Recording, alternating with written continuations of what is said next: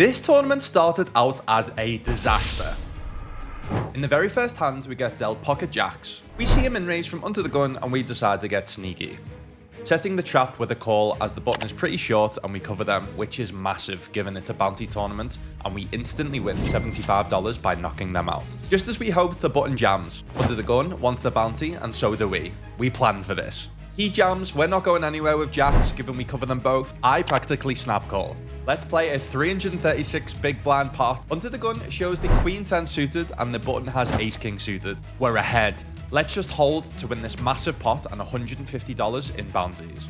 The flop's pretty clean, the turn 2, but the river, we could have been sitting on 340 big blinds ready to dominate the tournament. But instead, we go from being chip leader to being in dead last.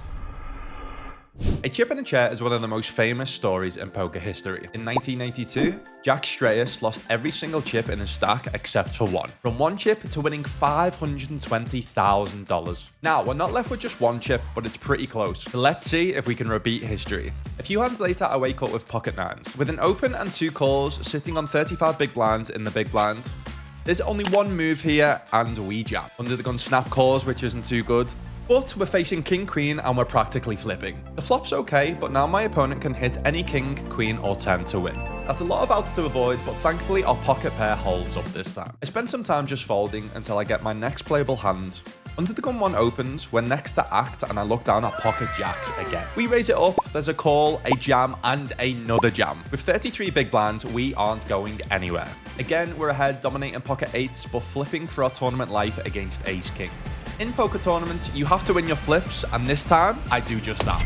We finally pick up a $75 bounty, and more importantly, we shoot our way from 27th all the way to 7th place. We're not just all in every hand though. Sometimes we have to play some actual poker, navigating our way through spots with marginal hands. And speaking of marginal hands, I call Jack 10 offsuit in the small blind versus a button open. But this specific opponent has been playing very wild, so trying to play as many hands versus opponent as possible is definitely the best possible strategy. We flop top pair, they c-bet, and we go for the raise. They make the call, and the turn brings the king of hearts. Given they have all the stronger king X and overpairs in their range, which we don't, I decide on checking the turn. They quickly check back, which is great news, and the river brings the 3 of hearts. Now this is something that a lot of players miss out on. Thin value betting versus opponents that don't like to fold. Yes, we only have second pair and there is a flush now possible, but if they had a king or a flush draw, they would always be betting the turn. It's these spots you need to know when to get the maximum. I bet half pot, they basically snap call. What do they have? Queen 6. And that is why you should always make notes and go for thin value bets versus specific opponents. Next hand, same opponent, but this time we're in position with a lovely hand in the king 10 suited. This feels like aces against this player, not gonna lie. We go heads up to a flop of king 9. Let me just ask you this. Is there many better feelings in poker than flopping trips versus the table maniac that hates folding?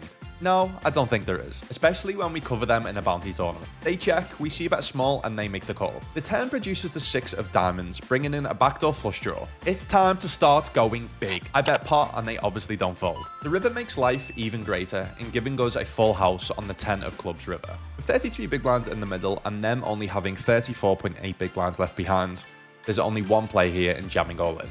Do they call? Let's see what happens.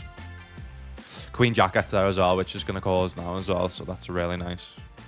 Just like where it's never going to be value here, you know what I mean? Or actually thinking about it with a bluff, or like, fuck, do we do it? Do we do it? Do we not? See the snap with the ace 10. Oh my goodness, let's go. What a river. Let's go. We look down at the ace king and the hijack and see an early position open to 3 big blinds. Normally this opening size is never a weak holding. So let's 3-bet to 9 big blinds and hope they go all in. They actually just call and we go to a flop of jack 7-5. Surprisingly, my opponent donk leads 13 big blinds into a pot of 20 big blinds. This obviously is never a thing and we instantly know we're playing against a weaker opponent here. Let's cut to the in-game footage to hear my thoughts on this interesting spot. I mean, we do have outs if they do have a jack. They also could have diamonds as well, but I think most people just like donk lead here with like jack X and pairs rather than diamond. We are getting decent odds though in terms of like for the bounty. So yeah, with the extra overlay, I think we probably got a call one. Wow, 9s they had. That is mental. Absolutely mental. Even though we lose that 80 big blinds pot, we're still left with 135 big blinds and the chip lead. So it's all still good. The tournament progresses and we're pretty card dead for about an hour. Our stack goes from 135 big blinds to 55 big blinds, sitting 6th out of 16 players remaining. I get dealt Queen 9 suited in the low jack and open it up to 2 big blinds. The cutoff sitting on a stack of 40 big blinds decides to 3-bet us to 6 big blinds. We make the fairly easy call, covering them with a big bounty on their head. The flop brings the jack 9-6 2 hearts. We flop middle pair and they see bet 4.8 big blinds. Tricky spot, but this hand is never folding flop. We're looking for a queen or a 9 on the turn when this happens. It's the word, isn't it? Queen will do. The queen will do. Just don't have the queen, the king's then. The jam into us the aces, so we're gonna hold. Kings, it is. I'm glad it wasn't aces, because there was an ace on the river. Kings is beautiful. What a beautiful looking turn you are. Next hand is really interesting. We see a 14 big blinds all in from the low jack with a 75 bounty on their head. What would you do here with 9-7 suited? It's close, given it's a bounty tournament. Easy fold in a non-bounty tournament. F it. Let's gamble for another bounty, shall we? King, queen getting through. 9-7 winning, let's go. Let's go, let's go, let's go. No major hands happen, but we keep picking our spots and find myself 3 out of 6 in the money final table, locked up $404. What's the one hand you want to get on a big final table in your highest buy-in of the day? That's right, pocket aces. I open hijack to 2 big blinds and only the button calls. They are second in chips and we are third in chips, so even with aces here, we have to tread carefully. The flop is interesting, bringing us the top set but on a monotone flop of ace queen 3. I check, which is something you pretty much do on all monotone flops versus the in-position player, and they check back. The king of hearts turn, we end up betting. Block folds. Block get called by like 2 pairs, where's ace X, and then folds when they have a jack. Nice.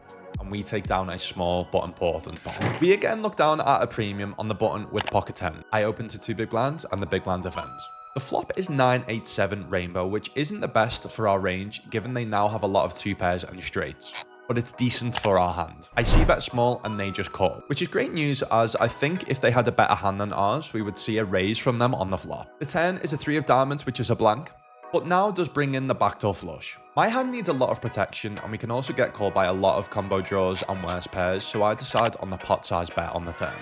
The 3 of clubs river is amazing. This now means we beat some slow played 2 pairs that didn't raise the flop or turn. There's no way they ever have a stronger hand than ours in my opinion, so value betting this is a must. I go for the 15 big blind bet. Let's see what my opponent did. I also think if they had like 6-5, they'd like check raise flop or turn when they just unblock everything as well. Needs some protection. Go on, Andy lad. Yes, Andy lad. Do you like that value, baby? How would you like that value on a big FT? My opponent had the jack 9, so we got some really nice value on that hand. The very next hand, I looked down at king 4 suited on the cutoff. Not a very good hand, but given we cover the 3 stacks behind who are all short, and they all have to play very tight given they don't want to bust before each other, I decide going all in is the best play here. The big blind though does wake up with ace queen suited. We need a king or a 4. We take the chip lead final 5 and I keep getting premiums on the button, ace king off this time. I open to 2 big blinds and the short stack in the big blind defends. The flop brings the 10-10-2. I see bet, they raise, and I decide to jam. Yes, they can have a 10, yes, they can have a 2, but I think a lot of the time they're going to have a flush draw we're ahead of. They call and show the ace 2 off. Do we get there? Nope. From ace king to now 6-2 suited. Small blind limps, who's in second place, and I decide to put the pressure on them and ISO raise to 3.5 big blinds. They make the call. The plan is to be super aggressive post flop on a lot of boards given how tight they have to play, because I cover them and it would be a disaster to bust before the other 2 players. The flop?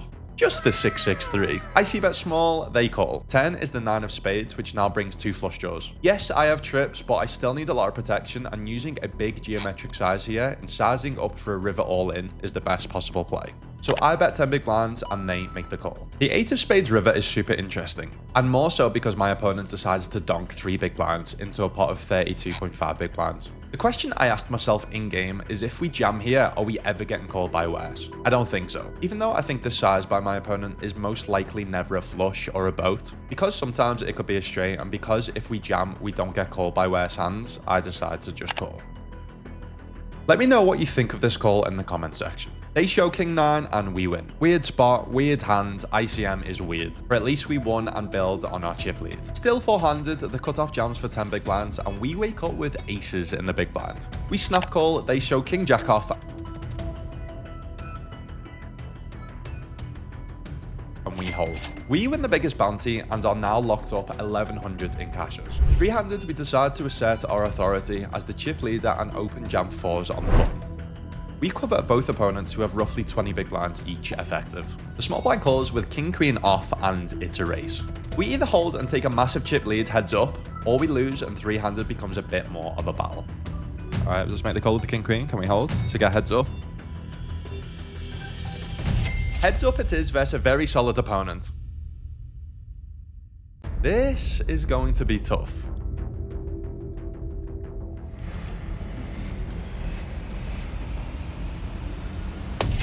Or is it? First place in a 320 buy-in on 888 poker for $5,319. My biggest ever win on 888.